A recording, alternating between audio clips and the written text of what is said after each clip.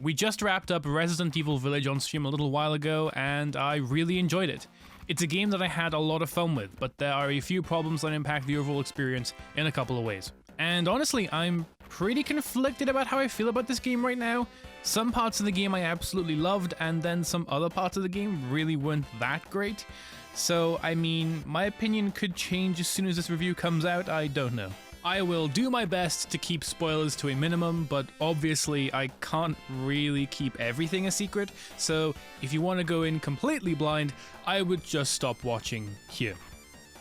Or don't, and keep watching, please. In this game, you once again assume the role of Ethan Winters, Capcom's favorite blank slate faceless protagonist, as you uncover the secrets of a Romanian village and the horror lurking beneath it all. I'm not really going to talk about the plot any more than that, because I think that half of the fun of a Resident Evil game is finding out what kind of crazy bullshit's going on by yourself. But I will say that this game has got lots of crazy bullshit going on. So much so that the tone is kind of all over the place. At one point, Ethan may be in the middle of a crisis, and the next minute he'll be driving a car into a wall like it's always sunny.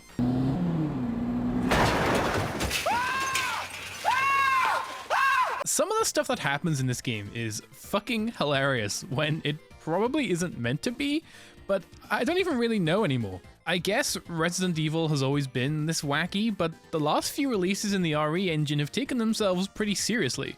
So what's going on? This game gets real wacky with some of the shit that goes on, and I honestly have no idea how much of it to genuinely take seriously. Though the overall story in this game is pretty good. They finally make Ethan way more of a character this time around, and his arc in this game feels really satisfying by the end.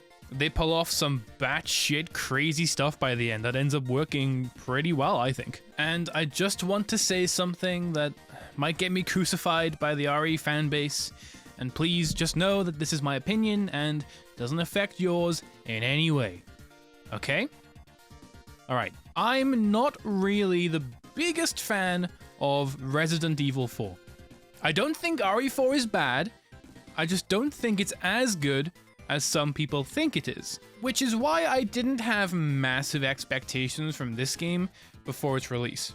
And the reason that this is important is because after playing Village, I think I might like RE4 better now.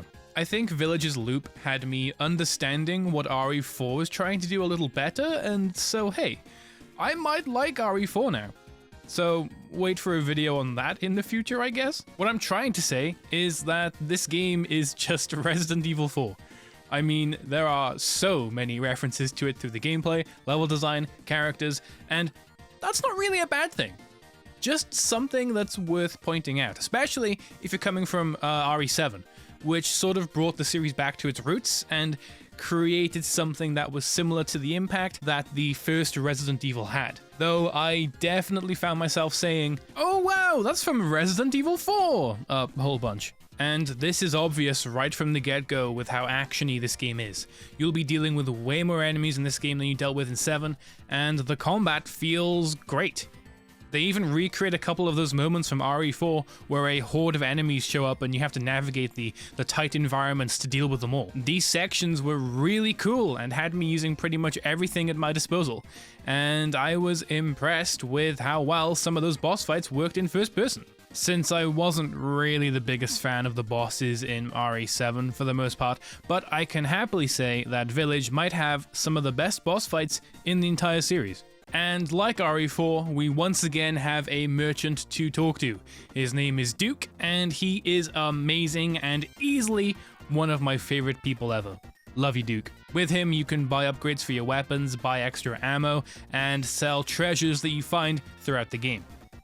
And one thing I'll say here is that I feel like the balancing for the upgrades is a little weird. I feel like you get way too much money in this game and can essentially get as many upgrades for your guns as you want, especially if you take the time to go and explore. Which is fine, I guess, but having to make tougher choices on what to upgrade and not upgrade would have been a little more interesting to me, though I don't know, I don't care that much at the same time, I guess. Throughout, you'll be dealing with mutated lichens and exploring decrepit locations that all have their own secrets to discover. And overall, I think the level design was really good in this game. Each area felt distinctly different and had its own kind of horror flavor put in there. And I mean that. This game tries to go for almost every kind of horror you could think of. One part of the game is just a straight up mashup of Outlast and The Conjuring. And if you've played that part already, you know exactly what I'm talking about.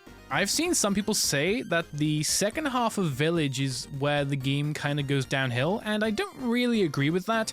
It just changes up its structure a bit, though I do have some things to say about the structure of this game. I think the biggest problem I have with Village is how structurally inconsistent it is. The first half of the game is pretty standard Resident Evil for the most part, with plenty of exploration and RE-like puzzle solving. But then the second half of the game opens up way more and feels almost completely different. It almost has a pseudo open world sort of feeling, even though it absolutely is not at all, really.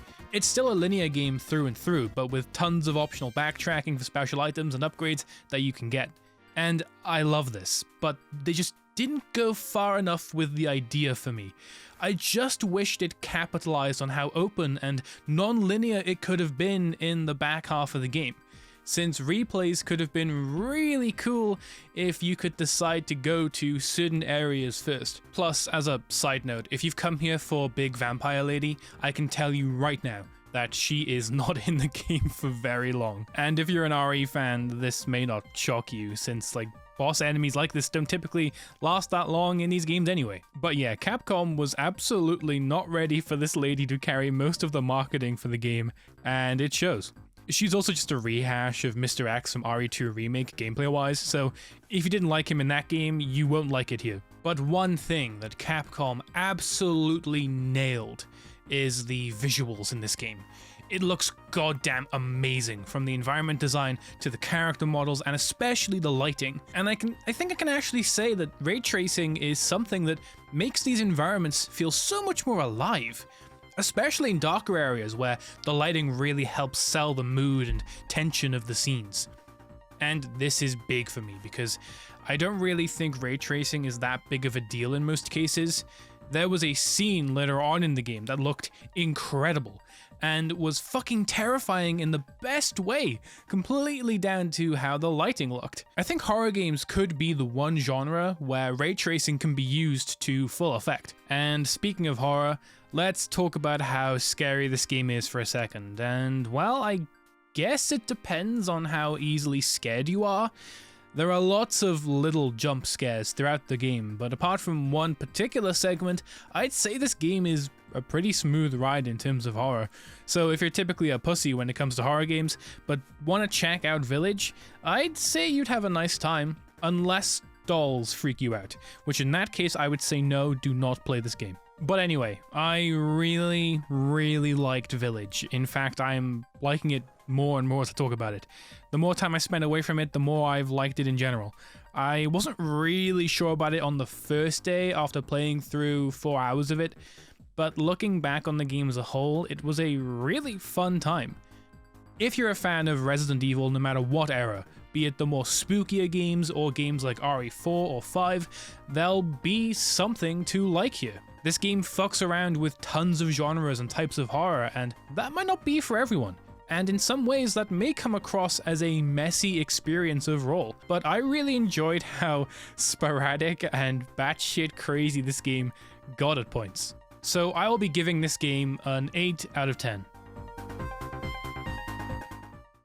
Hey, thanks for watching the video. If you enjoyed it, it would mean a lot if you could slap that subscribe button and that like button and even say hi in the comments. I'll probably say hi back to you. It would also be great if you checked out some of our other videos. It would really help the channel out a lot.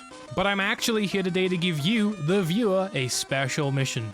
I need you to go follow me on Twitter and Twitch. The links will be in the description below. I just need more people to talk to on there.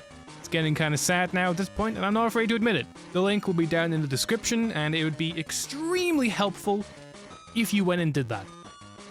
Alright, that's it from me. Hope you enjoyed the video. Bye now.